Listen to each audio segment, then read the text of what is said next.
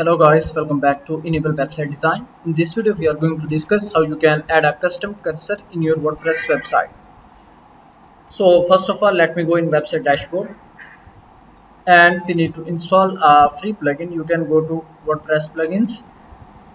Here you can search for custom cursor. You can also call it pointer.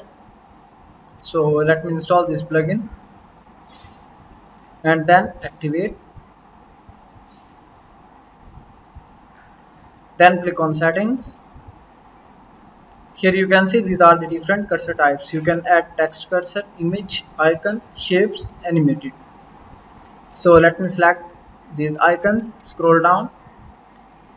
Here you can see these are the different icons that you can easily use. So for example, let me select this one and then click on save changes.